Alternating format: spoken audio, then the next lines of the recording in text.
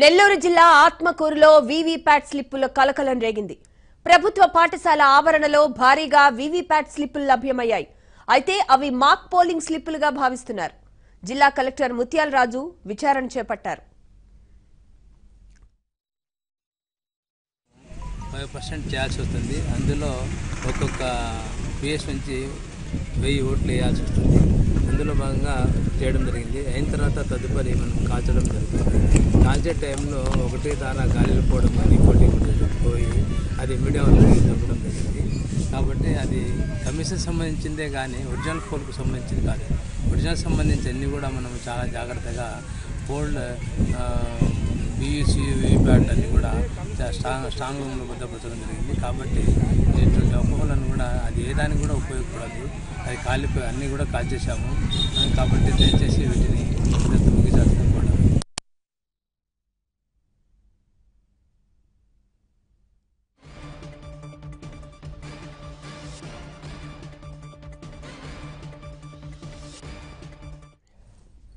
ఇదే అంశానికి సంబంధించి మరిన్ని వివరాలు మా ప్రతినిధి మహేష్ అడిగి తెలుసుకుందాం. మహేష్, చెప్పండి, ప్రభుత్వ పాఠశాల ఆవరణలోకి వీవీప్యాట్ స్లిప్లు అసలు ఎలా వచ్చాయి? అధికారులు ఏం చెప్తున్నారు?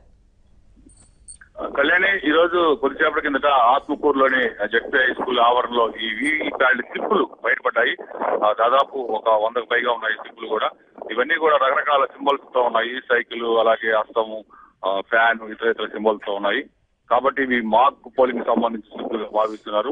యాక్చువల్ గా మాక్ పోలింగ్ అయినప్పటికీ కూడా ఆ స్లిప్పుల్ని భద్రపరచాల్సిన అవసరం ఉంది.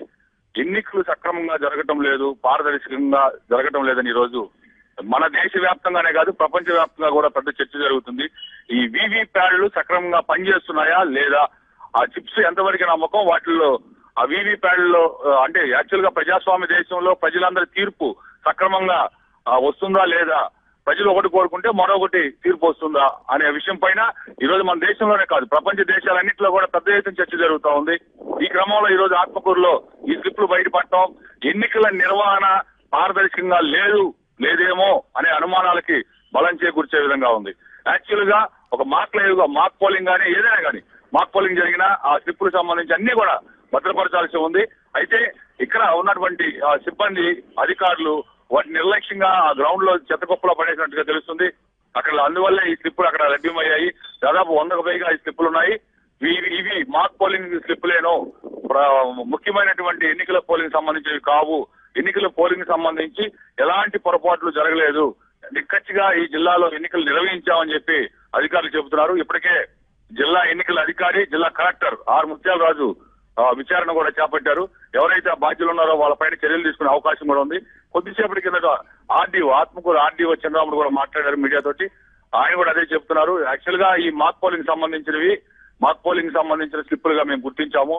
వీటిపైన ఎందుకంటే యాక్చువల్ గా భద్రపరచాల్సి ఉంది. కానీ పొరపాటున వాళ్ళకి సరైనటువంటి అవగాహన లేకపోవడం వల్ల ఈ విధంగా జరిగి ఉండొచ్చు అని చెప్పి చంద్రరాముడు చెప్తున్నారు.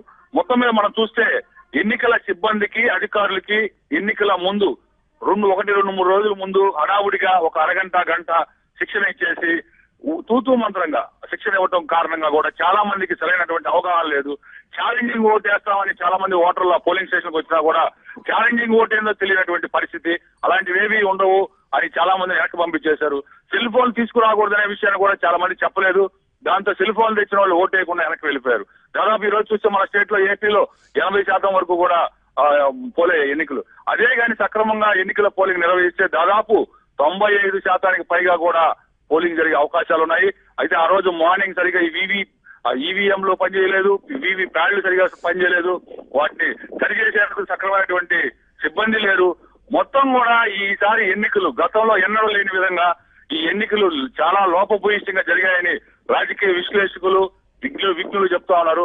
వాళ్ళు ఒకటే చెప్తున్నారు, ఒక న్యాయవాదులు మేధావులందరూ కూడా 1977లో 3 దఫాల్లో దేశవ్యాప్తంగా కూడా ఎన్నికలు జరిగాయి.